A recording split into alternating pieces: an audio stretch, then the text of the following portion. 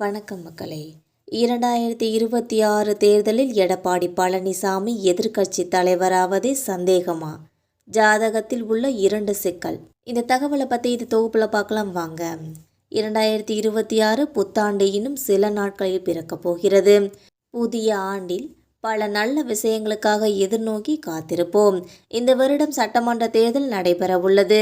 தமிழ்நாடு அரசியலில் இது முக்கியத்துவம் வாய்ந்த வருடம்னே சொல்லலாம். ஆட்சியை தக்க வைப்பதற்கு திமுகவும் ஆட்சியை பிடிக்க அதிமுகவும் தீவிரம் காட்டுகின்றன. இந்த தேர்தலில் வெற்றி பெற வேண்டிய கட்டாயத்தில் அதிமுக பொதுச் செயலாளர் எடப்பாடி பழனிசாமி அவர்கள் இருக்கிறார். 2026 தேர்தல் அவருக்கு எப்படி இருக்கும், அவரின் ஜாதகத்தில் கிரகநிலைகள் எப்படி இருக்கின்றன என்பதை பற்றி இந்த வீடியோவில் பார்க்கலாம். 2026 சட்டமன்ற தேர்தல் அறிவிப்புக்கு குறுகிய காலமே இருக்கிற இந்த சூழ்நிலையில் இந்த தேர்தல் அதிமுகவுக்கு எந்த அளவுக்கு முக்கியமோ அதைவிட எடப்பாடி பழனிசாமிக்கு முக்கியம்னே சொல்லலாம். முன்னாள் முதலமைச்சர் ஜெயலலிதாவோட மறைவுக்கு பின்னாடி எடப்பாடி பழனிசாமி கட்சி தலைமை பதவியை ஏற்றார். கட்சியில் தனக்கான அதிகாரத்தையும் போராடி பெற்றுவிட்டாங்கன்னே சொல்லலாம். இப்போதும் அதிமுகவில் உள்கட்சி பிரச்சனைகள் தீராமல் தான் இருந்து கொண்டே இருக்கிறது.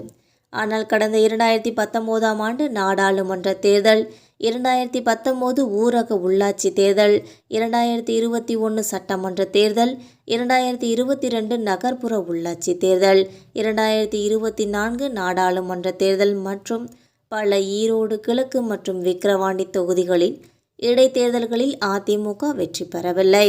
இந்த 2026 சட்டமன்ற தேர்தலில் வெற்றி பெற்று தன்னுடைய ஆளுமையை நிரூபிக்க வேண்டிய கட்டாயத்தில் எடப்பாடி பழனிசாமி அவர்கள் இருக்கிறார்.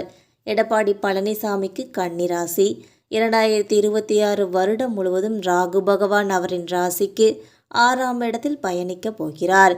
இது அவருக்கு மிகப்பெரிய பலம் கூட சொல்லலாம். அதே நேரத்தில் தற்போது அவருக்கு கண்டக சனி நடைபெற்று வருவதையும் கவனத்தில் எடுத்துக்கொள்ள வேண்டும். 7ஆம் இடத்தில் சனி பகவான் இடத்தில் இருக்கிறார். அவர் வியூகங்களை வகுக்க சரியாக இருப்பார். 12ஆம் இடத்தில் உள்ள கேது பகவான் வியூகங்கள் வகுப்பதில் தாமதம் அல்லது சிக்கல்களை ஏற்படுத்தும். பார்த்து கொள்ளலாம் என்று அலட்சியமாக இருந்தால் பிறகு தேர்தலின் போது சிரமமாகும். காரணம், ஏற்கனவே சற்று அதிக காலம் எடுத்துவிட்டது. கண்ணை மூடி திறப்பதற்குள் தேர்தல் வெகு வேகமாக முடிந்துவிடும். அதனால் தேர்தல் வியூகங்களை தெளிவாகவும் விரைவாகவும் எடுக்க வேண்டும் என்பது குறிப்பிடத்தக்கது. சட்டமன்ற தேர்தல் முடிந்த பிறகு அவருக்கு 11ஆம் இடத்திற்கு குரு பகவான் பயிற்சியாகிறார். அது மிகப்பெரிய லாபத்தையும் கொடுக்கும். அப்போதைய லாபத்தை அனுபவிக்க இப்போதிருந்தே அவர் பல விஷயங்களில் இறங்கி செயல்பட வேண்டும். அப்படி செய்தால் அவர் வெற்றிகரமான அரசியல்வாதியாக தொடர்வார் என்பது குறிப்பிடத்தக்கது. மக்களை, இந்த அரசியல் தகவல்கள் உங்களுக்கு பிடிச்சிருந்தா மறக்காமல் நம்ம சேனலை சப்ஸ்கிரைப் பண்ணி பெல் ஐக்கனை கிளிக் பண்ணி வச்சுக்கோங்க. அப்போ தான் நம்ம போகிற டெய்லி வீடியோக்கள் உங்களை உடனுக்குடன் நோட்டிஃபிகேஷனை வந்து சேரும். தேங்க்யூ.